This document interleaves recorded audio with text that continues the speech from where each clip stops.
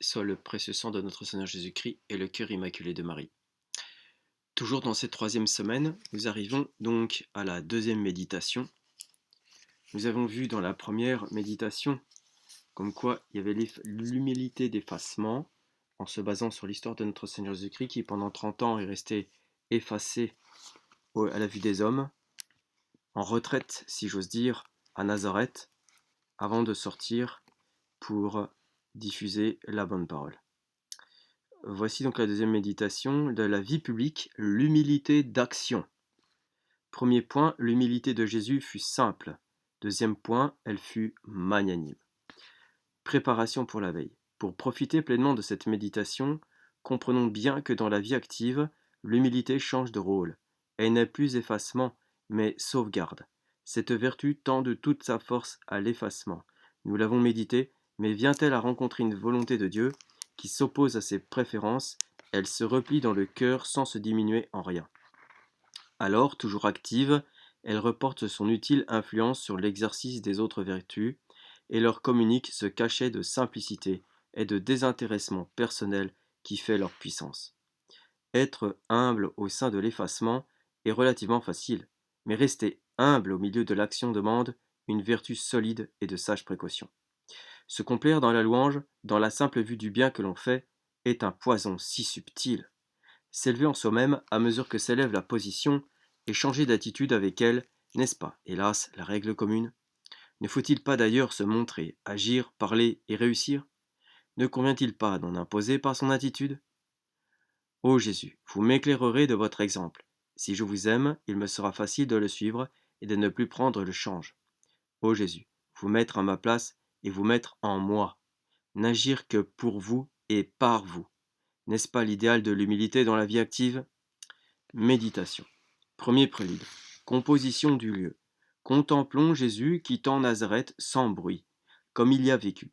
L'humilité de ces 30 années obscures ne lui suffit pas. Il veut commencer son ministère par des humiliations plus apparentes. Voyons-le s'acheminer vers le Jourdain, se mêler à la foule des publicains et recevoir le baptême des pécheurs. Suivons-le ensuite au désert, où il subit le voisinage des bêtes fauves et le contact du démon, se laissant tenter comme une âme capable de faiblir. Deuxième prélude. Demandons la grâce d'être libre de toute vaine assurance en nos ressources personnelles et de toute dangereuse complaisance dans l'estime qu'on nous témoigne. L'humilité de Jésus fut simple. Premier point. Son humilité a tout l'éclat de la vérité, tout le charme de la simplicité. Son abord ne présente rien qui étonne. Ses vêtements sont pauvres, sa démarche est modeste, sa tête légèrement penchée en avant. Qu'il regarde, qu'il parle ou qu'il agisse, tout est un naturel parfait. Jésus ne pose pas. Son entourage, c'est le peuple en costume de travail. Ce sont les petits-enfants et leurs mères. Ce sont aussi les publicains méprisés, souvent les personnes perdues de réputation. Voilà ce qu'il préfère, qu'il attire à lui et qu'il relève. Pour eux, il a des trésors d'indulgence. Comment se trouve-t-il dans ce même cœur tant de répulsions indignées? Jésus a la haine de l'orgueil, et il est sans pitié pour les orgueilleux pharisiens. Il ne leur tient compte ni de leur probité, ni de leurs aumônes, ni de leur respect pour la loi, ni de leurs prières prolongées. La vertu inspirée par l'orgueil lui est en horreur. Sa vie est un dénuement de tous les jours. Il n'a pas une pierre à lui pour reposer sa tête. De pauvres gens le reçoivent dans leur maison. De pauvres femmes pourvoient à ses besoins. Pour prêcher, il n'exige ni temple, ni chaire, un tertre de gazon, l'angle d'un carrefour, le bord d'une barque lui suffisent. Son langage est si simple dans son élévation, que tous le comprennent. Il est si limpide, il laisse si bien voir la vérité elle-même, que les mots semblent disparaître. Il emprunte les expressions, les usages, les idées mêmes du peuple. Rien n'est plus éloigné de la recherche que ce discours. Et sa vertu, comme elle est simple, Jésus habituellement ne manifeste rien d'extraordinaire. Il mène une vie commune, il mange et boit comme tout le monde, il a des heures de fatigue. Quand il veut se livrer aux longues méditations, il se retire sur la montagne. Sans doute, sa parfaite vertu se trahit partout, mais elle est pénétrée de tant de naturel qu'elle n'étonne pas, semblable à ces monuments dont l'harmonie dissimule la grandeur. Deuxième point. L'humilité de Jésus fut magnanime. Dès que l'heure marquée par son Père a sonné, Jésus sort de l'obscurité, se montre, parle et s'entoure de disciples. Il entraîne les foules et fait trembler les pouvoirs publics. Il guérit les malades, ressuscite les morts et apaise les tempêtes. Or, il fait ces grandes choses comme naturellement. Il ne recherche pas les honneurs, il ne fuit pas les opprobres. Il paraît indifférent aux uns et aux autres. Admirons cette magnanime humilité qui affranchit l'âme de toute pusillanimité et de toute hésitation. Écoutons le divin Maître nous en révélant le secret. C'est mon Père en moi qui fait ces grandes œuvres. Jésus s'attribue le rôle de simple instrument. Un instrument ne doit pas résister. Un instrument ne peut s'enorgueillir. L'humilité, quand elle est vraie, rend le cœur généreux. Devant une volonté supérieure, elle ne permet ni refus, ni réserve. Elle inspire un désir du bien qui a Dieu seul pour objet, et une confiance qui attend de tout lui. L'humilité, qui n'aurait pas ce caractère, serait fausse ou incomplète. Jésus se présente et parle avec autorité. Tanquam potestatem habens. Il se présente pour ce qu'il est. Il dit ce qu'il a mission de dire. Il n'a point de ces timidités qui sentent la préoccupation personnelle, ni de ces formules d'humilité qui contiennent souvent un orgueil condensé. Cet exemple nous donne des leçons importantes. Quand nous remplissons une mission, oublions-nous, faisons-nous oublier, que Dieu seul paraisse, et que les âmes soient sauvées. N'est-ce point attirer l'attention que de trop répéter qu'on est incapable et indigne? Il s'agit bien de nous. Prêtons à Dieu ce que nous tenons de lui, et que le sentiment de notre inutilité aille grandissant avec le succès de nos œuvres. Sur la fin de sa vie, saint François d'Assise laissait les foules s'agenouiller devant lui et baiser ses stigmates sacrés. Un frère lui en témoigna son étonnement. Ah, répondit le saint, je ne m'y trompe point. Ce n'est pas moi que l'on vient voir ici. Je reçois ces hommages et je les rends à Dieu. Résolution. Dans le bien que je suis appelé à faire, ne voir que Dieu, le voir sans cesse.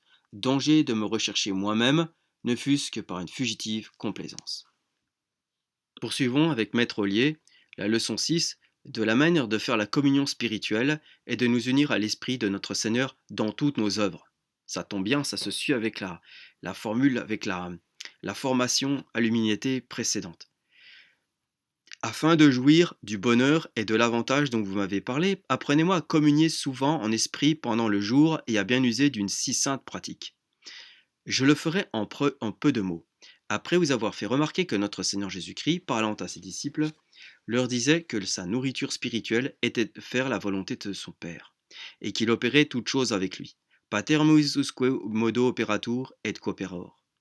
Apprenons de là que, comme Jésus-Christ faisait toutes ses œuvres en son Père et avec son Père, il faut aussi que nous fassions toutes les nôtres en union avec ce divin Sauveur, parce qu'il est venu habiter en nous pour nous vivifier par sa vertu, pour nous remplir d'une grâce capable de sanctifier toutes nos œuvres, et de les rendre agréables à Dieu son Père. Mais comment est-ce que cela se fait? Je ne l'entends pas. Ne vous en étonnez point.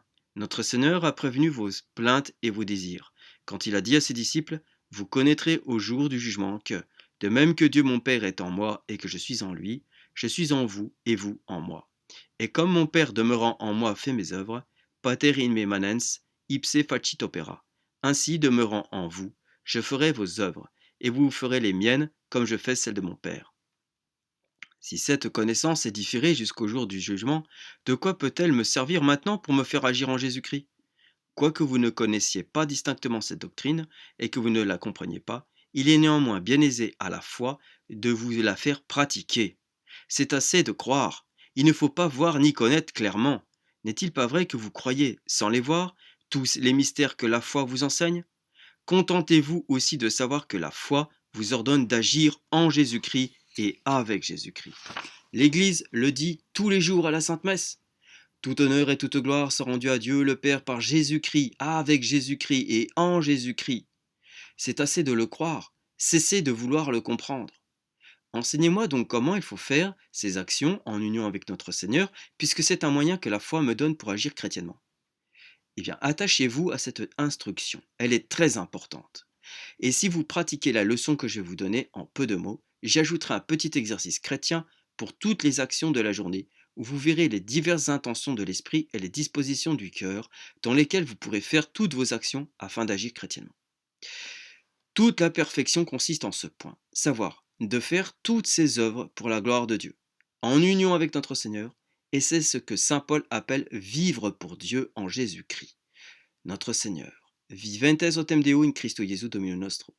Nous avons déjà dit que, selon saint Paul, Jésus-Christ habite en nous par la foi, afin que nous fassions tout en lui avec lui, parce que tout ce qui n'est pas fait de la sorte ne porte point à Dieu. Nos intentions et nos pensées tendent au péché par la corruption de notre nature. Et si nous venons à agir par nous seuls et à suivre la pente de nos sentiments, nous ne tendrons qu'au péché. Vous voyez par là combien chacun doit être soigneux au commencement de ses œuvres, de renoncer à tous ses sentiments, à tous ses désirs, à ses propres pensées, à toutes ses volontés, pour entrer, selon saint Paul, dans les sentiments et les intentions de Jésus-Christ. Aux sentite in vobis quod est in Christo Jesu, Philippiens 2, 3. Pour vivre en toute piété et religion envers Dieu, en toute justice envers le prochain, en toute sainteté envers nous-mêmes, en toute sobriété à l'égard des créatures, abnegantes in pietate et secula desideria, ut sobrie juste et pie vivamus in hoc seculo, à Tite 2, 12. C'est ce que le Fils de Dieu avait dit en 2 mois à ses disciples. Sicus vos me venire, abnegat sem ipsum et sequatur me. Matthieu 16, 24. Si quelqu'un veut me suivre pour vivre chrétiennement, qu'il renonce à soi-même en toutes ses actions et qu'il adhère à mon esprit pour agir par sa vertu à la gloire de Dieu mon Père. Gloria natissimis Deo et intera pax hominibus bone voluntatis.